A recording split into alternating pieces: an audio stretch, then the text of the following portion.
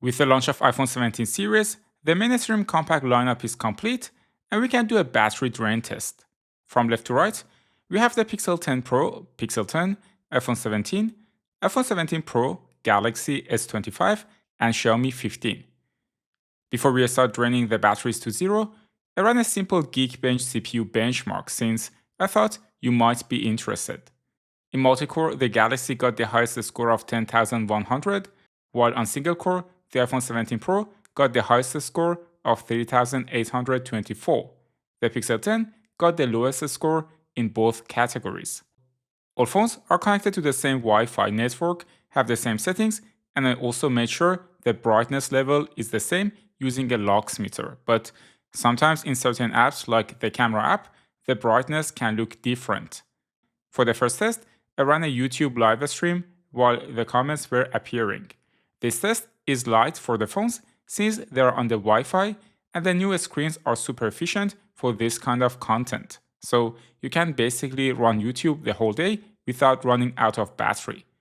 The battery capacity of the Pixel and Xiaomi phones are around 5000 mAh, while the iPhone and Galaxy are closer to 3600 to 4000 mAh. But that's why the Pixel and Xiaomi are also larger in size. All phones are running the latest version available. The Pixel is running Android 16 Material Expressive, the iPhone is running iOS 26 Liquid Glass, and the Galaxy is running One UI 8. After 2 hours of running YouTube, the Galaxy has the lowest percentage at 82%, while the iPhone 17 Pro has the highest at 88%.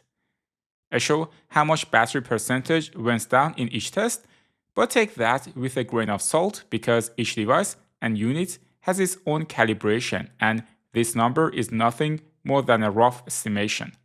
I then ran a YouTube long format video, which uses more power since more data needs to be downloaded and the video is more complex to render, but still the consumption is rather low. I ran this test for around an hour, and by the end of it, the iPhone 17 Pro still had the highest percentage, while the other phones were close to each other. I then had all the phones capture a 4K video using the selfie camera at 30 frames per second.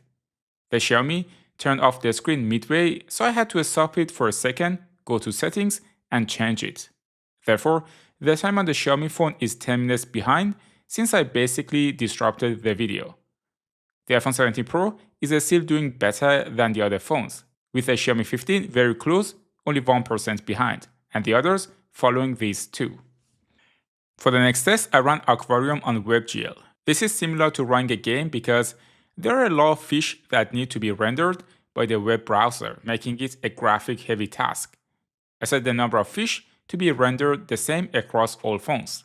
When this test ended, both iPhone fell behind, which was interesting, but it could simply be due to calibration, since iPhones usually lose the first 50% more slowly. At this point, the Xiaomi 15 was leading the pack. For the next test, I ran Google Meet and connected all the phones together for a friendly chat.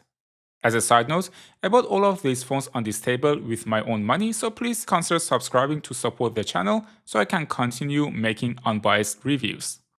Google Meet is a heavy task for all phones since they don't only need to download the streams from other phones, but also upload, decode, and encode media at the same time. The Xiaomi 15 lost a lot of percentage in this part of the test, and now it is leading the pack together with the Pixel 10. After a few hours on standby, I ran Google Meet again, this time also playing YouTube videos in the background on all phones using the picture-in-picture function that both iOS and Android support. When running tests like this, it is always important to note that the results vary based on the programs you run and the conditions. For example, running the test on 4G or 5G can give a different result than running on Wi-Fi, and modem efficiency also plays a role. I don't have 6 SIM cards, so I couldn't test this video with SIM cards. It seems the first phone to leave the chat is going to be the Galaxy S25, which is not surprising since it only has a 4000 mAh battery. After 4 hours and 25 minutes, the S25 was the first to leave the chat.